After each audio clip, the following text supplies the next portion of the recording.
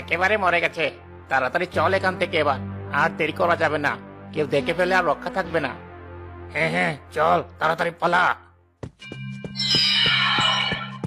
আমাকে এভাবে মেরে ফেলে যাচ্ছিস? কাউকে ছাড়বো না আমি, কাউকে না। একে একে সবাইকে শেষ করে ফেলবো। আমি নবীন, কাউকে ছাড়বো না আমি।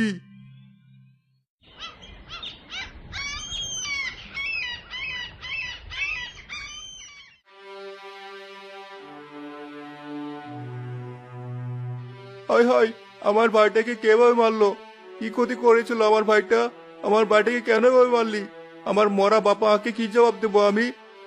এতদিন আমার ছোট দেবরটা গ্রামে ছিল না, এই তো সপ্তাহখানেক আগে গ্রামে এলো। এরই মধ্যেই আমার দেবরটাকে মেরে ফেললো। আমরা বারবার বলেছিলাম এই গ্রামে তুই ফিরে আসিস না, এরা তোকে সহ্য করতে পারে না। তবু আমার ভাইটা কদিনের জন্য একটু বেড়াতে এসেছিল। আর এভাবে কেঁদো না যদু। ভাইয়ের লাশ সামনে নিয়ে এভাবে কাঁদলে ওর আত্মা যে আরো কষ্ট পাবে। আমার ভাইকে যারা মেরেছে আমি তাদের কাউকে ছাড়বো না। আচ্ছা বেশ, কিন্তু এখন তোমার যা করণীয় তাই করো। আর এভাবে কান্না করো না।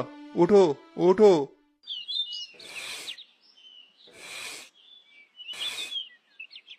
হ্যাঁ, তা তোমরা কি কেউ ঠাউর করতে পেরেছো কে এভাবে মারলো এই নবীনকে?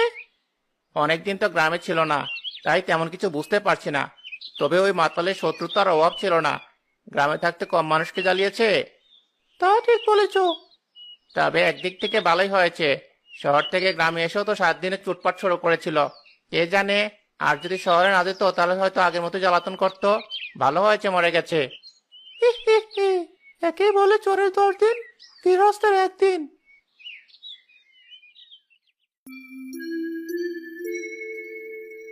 গিন্নি, শুনছো? বলো। লতা গর্ভবতী হয়েছে, চিঠি লিখেছে। শরীরটা নাকি বেশ একটা ভালো যাচ্ছে না। চলো দুজনে গিয়ে একটু দেখে আসি। আর কিছু ওষুধ নিয়ে যায় সাথে। মেয়েদের এই সময় কত কষ্ট হয় বলো। ওর বাড়িতে শাশুড়ি নেই, ওকে দেখে রাখার মতো কেউ নেই। এখন ওর মা না থাকলেও তো আমি আছি, ভালো মন্দ দেখার জন্য তুমি আছো। তাছাড়া ওর শ্বশুর বাড়ি থেকে হাসপাতালে অনেক দূর। তুমি গিয়ে ওকে নিয়ে এসো, ও বরং আমাদের সাথেই থাকবে। তারপর শরীরটা ঠিক হলে তখন না হয় আবার গিয়ে কিছুদিন ওখানে থাকবে। সত্যি গিন্নি, তোমার মতো বউ পাওয়া ভাগ্যের বিষয়। তুমি গ্রামের সকল মানুষের চিকিৎসা করো। এখন তোমার বোনের যদি কিছু হয় তখন মানুষ কি বলবে? ঠিক আছে, তুমি যা বলছো তাই হবে। আজই গিয়ে আমি লতাকে নিয়ে আসবো। কি মজা, ফুফু আসবে। পাপা আমাদের গল্প শোনাবে। হ্যাঁ, মজা হবে।